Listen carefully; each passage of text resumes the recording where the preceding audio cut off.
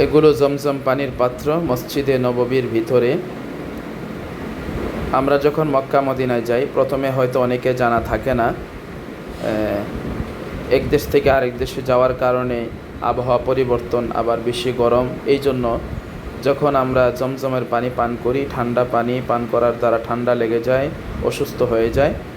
তো আমরা লক্ষ্য রাখব যে জমজম পানি দুই ধরনের ব্যবস্থা আছে। এই যে জমজম পানির পাত্রগুলিতে সুকিয়া জমজম লেখা আছে, এগুলো খুব ঠান্ডা। আবার কয়েকটি পাত্র উপরে ওই যে গাইরু মুবাররাদ, নট কোল্ড লেখা আছে, ওইগুলি স্বাভাবিক মানে গরম। তো যাদের ঠান্ডার সমস্যা হয় আমরা এটা লক্ষ্য করব, সব জায়গায় দুই একটা এই গরম পানিগুলি আছে, আমরা ওই পানিটা পান করতে পারি। আরেকটা জিনিস আমরা লক্ষ্য রাখব, মসজিদে নববীর ভিতরেই শুধু জমজমে পানি আছে, বাহিরে মাঠে এই পাত্রগুলি আছে, কিন্তু সুকিয়া জমজম লেখা নেই। আমরা ওইগুলি জমজমে পানিও না, এবং বাহিরে যত ট্যাপ আছে ওইগুলিতে কোনো জমজমে পানি নেই, স্বাভাবিক মিনারেল পানি। তবে মক্কায় মানে হেরেমের ভিতরে এবং মক্কার বাহিরে সব জায়গায় জমজমে পানির ব্যবস্থা আছে, শুধু মদিনায় ভিতরে ব্যবস্থা এবং বাহিরে মাঠে কোনো জমজমে পানি নেই।